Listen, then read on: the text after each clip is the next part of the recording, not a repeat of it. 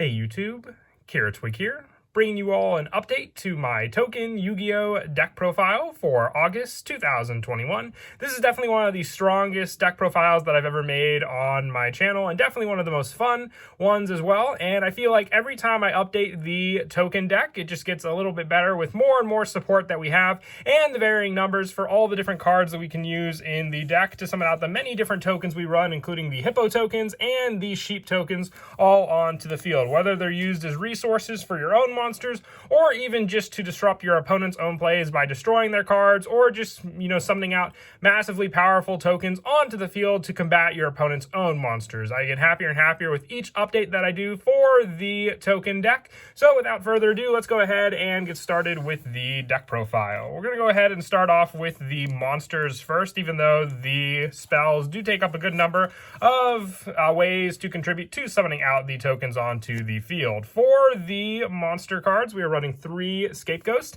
With this card, when it's flipped, you can special summon any number of Black Sheep tokens onto the field. There's Zombie Dark level 1 with 0 attack and 0 defense, but this card is mostly used to give you tokens that are no summon restrictions when they're summoned onto the field. So even if your opponent keeps this card face down and you summon them on your turn, you have resources readily available for you to use against your opponent, unlike cards like Scapegoat, where you have to, activate it on your opponent's turn and then use those tokens, because when you activate on your turn, you can't summon out any other cards. Stray Lambs, Hippo Carnival, you name it. At least with Scapegoat, you're given tokens that you can immediately use for cards to summon out from the extra deck. That's why I like running 3 of this card, because it also says any number of Black Sheep tokens. So even if you have other tokens on the field, you can still fill up the field very quickly with this card for full maximum resources to use against your opponent. So the next token summoning card is Cosmic Compass. I'm also running 3 of this card. When this card is normal summon, you can special summon a number of Compass tokens onto the field, up to the number of monsters your opponent controls.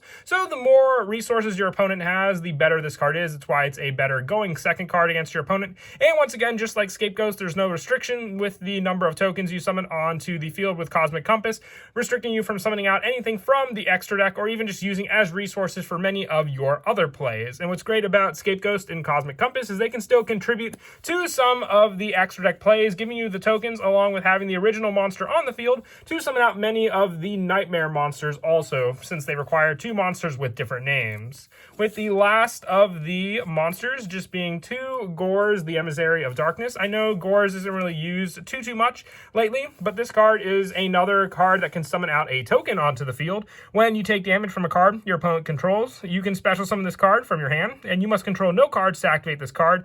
And when it's summoned, you special summon 1 Emissary of Darkness token onto the field with attack and defense equal to the amount of damage you took. So it just gives you another powerhouse monster on the field to rely on, and great if your opponent wipes out all your resources and you still have the Gores in the hand, because then it's just another tricky monster for your opponent to get over with this card on the field.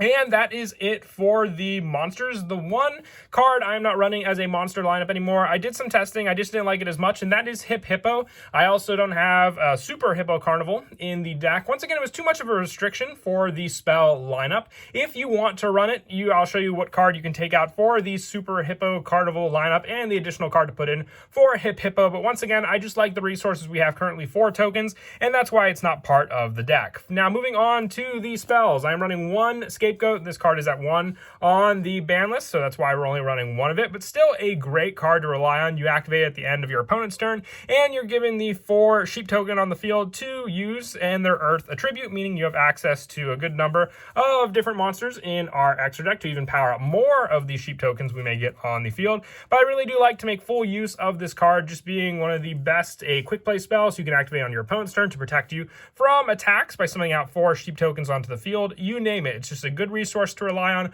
for your tokens. And I think when I did the first token deck profile, I was running this card at full power, 3 Scapegoat token, and it just made the deck all that stronger also.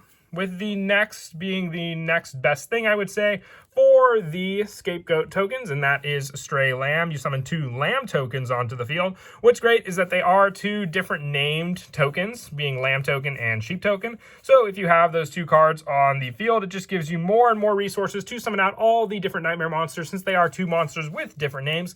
And with Stray Lamb, you special summon 2 Lamb tokens onto the field in defense position. You cannot summon other monsters the turn you activate this card. So it's more of a setup card. But what's also great about this card is you can set monsters monsters. So you can set Scapegoat onto the field, and then when it's flip face up, give you more of the black sheep tokens on the field along with these stray lambs. So you can rely on stray lambs as a good going first token setup card on the field for more of a defensive wall. And then you got to hope that your opponent will either attack into the stray lambs first, and then the Scapegoats, giving you more and more tokens from there. A total of 7 monsters for your opponent to get through. And then the next card I am running for the token lineup is Hippo Carnival. Now, I said I didn't have Super Hippo Carnival in the deck, but the reason I have Hippo Carnival is because this card summons out 3 Hippo tokens on the field. It locks you out of the extra deck as long as you control a Hippo token. But with this card and Super Hippo Carnival, it's more of a defensive barrier on what you want to go up against. Super Hippo Carnival can definitely protect you from your opponent and give you more resources along with a Hippo on the field. But if your opponent knows the playstyle, they can lock you into your own extra deck with your own tokens. So at least with Hippo Carnival, you're given 3 tokens to work with. So more of less defense against your opponent, but still more that they'll have to, attack over and eventually get through than the additional 4 tokens that Super Hippo Carnival provided. If you wanted to run Super Hippo Carnival, you can always drop the number of Hippo Carnivals I run and put in the Super Hippo Carnivals, and then drop either number of 1 Cosmic Compass or 1 Scapegoat for the Hippo spot, because Hippo can be summoned from anywhere that you activate Super Hippo Carnival, whether it be from the main deck, the hand, graveyard, you name it. So you only really need the 1 for this card.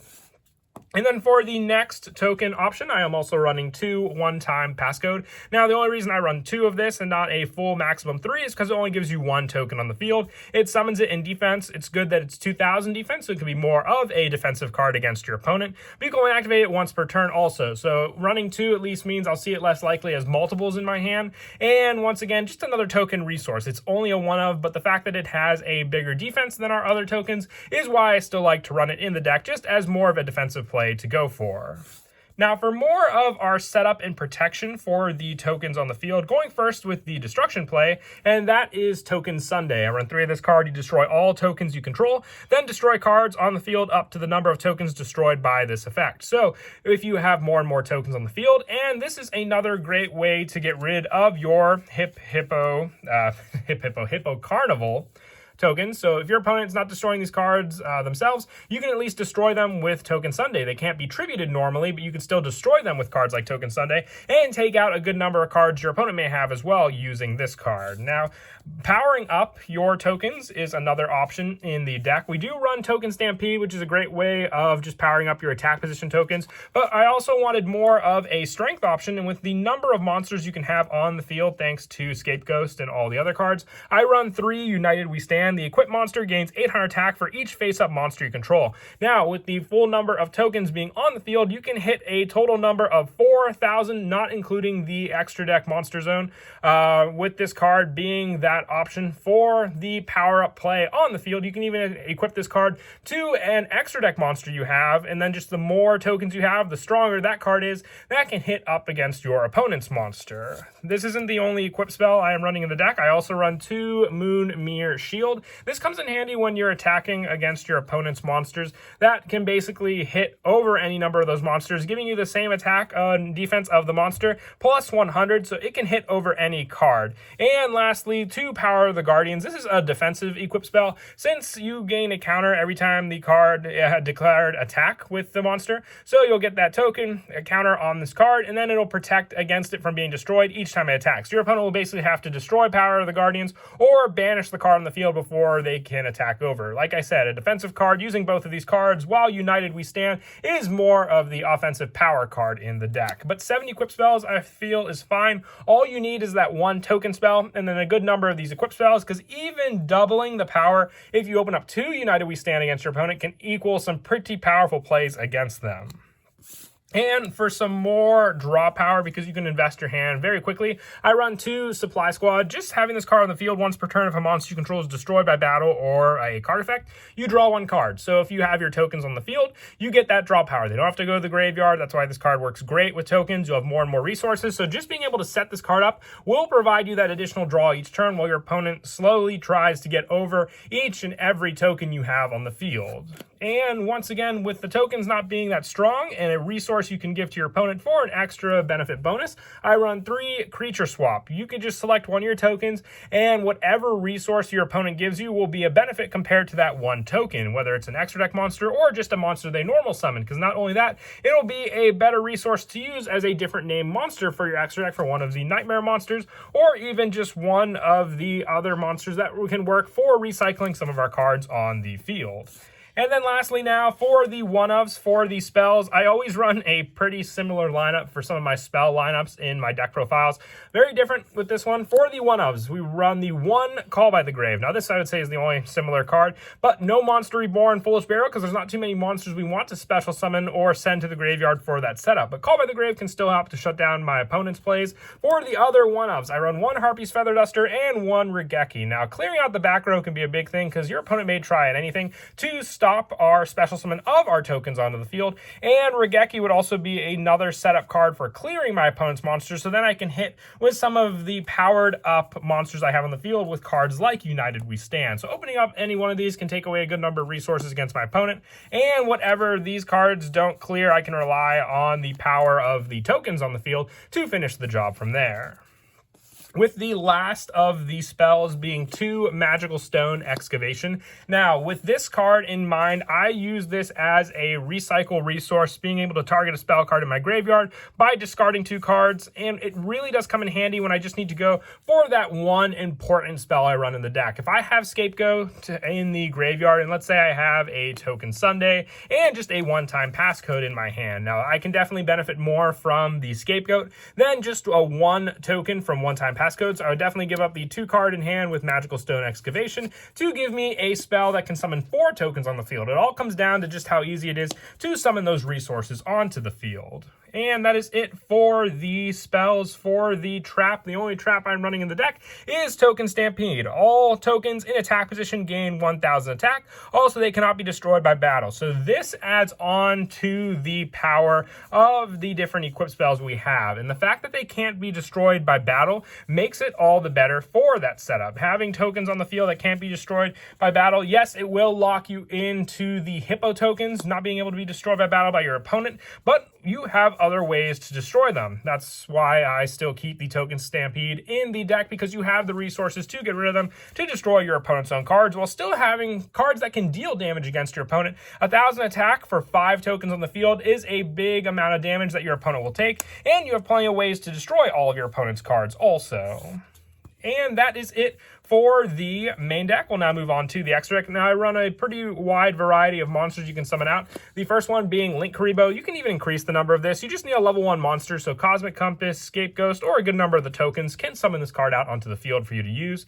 2 Link Spider for the normal monster. Then it just gives me another different name monster on the field to go into some of my other resources, including the fact that it just needs a normal monster. So if I use one of the Scapegoat tokens, which is a Dark Attribute monster, I can summon out Link Spider, which can give me an Earth Attribute, to then go into Mrs. Radiant, which can then also power up the many different other Earth Attribute tokens that I run in the deck, because another important thing to remember is the Hippo Carnival monsters are Earth. So if I summon this card out first and then activate Hippo Carnival, I at least have powered up Hippo tokens on the field before I'm locked out of the extra deck. For some of the other Link 2s, I run 1 Nightmare Cerberus, 1 Nightmare Phoenix, the 1 Land Fornicus, 1 Security Dragon, 2 Proxy Dragons. This is more of a protection setup once again for my tokens when I can get the Link arrows properly on the field for this play with just easy tokens to summon out, and then the more I summon out for protecting those cards. I also run the 1 Barricade Board Blocker to recycle the Supply Squad. 1 Space Insulator is another Link 2 option to summon out, and pretty good to co-link with the Nightmare monsters. 1 Nightmare Unicorn for the Link 3 option, and lastly 1 Saryuja Skull Dread for more of the draw power for getting to some of my more necessary cards on the field. As for the go-to plays in the deck, it really all comes down to what you draw in your hand for your token cards. If you open up Scapegoat, then activating it at the end of your opponent's turn will get you the tokens to use on your turn for that resource. The 4 tokens on the field is an immense amount of resource that you can use depending on what you have. If you open up the creature swap, giving your opponent one of the tokens, which you'll want to switch to attack position first, because then whatever monster they give you, you can swing into that token for damage. If you equip on a monster for that play as a powerhouse card, then you have a token on the field, depending on if you get more tokens, with that number of power for every face-up card you control. It all, like I said, comes down to what card you draw. You have the destruction play, you have additional token power, you have the defense for the setup, or even just the trap lineup, and that's what makes this deck so much fun. There are so many limited combos you can do in this deck, but it all comes down just to the 5 cards you draw with the beginning hand, and then going from there for all of your token summons. But that is it for the deck profile. I hope you all enjoy the video. Once again, I always like updating the token deck. I have a lot of fun when I make this deck, and I hope you all enjoy it as well whenever you get to play test this against your friends as well. And as always, until next time, please don't forget to leave a like and subscribe, and Kira Twig out.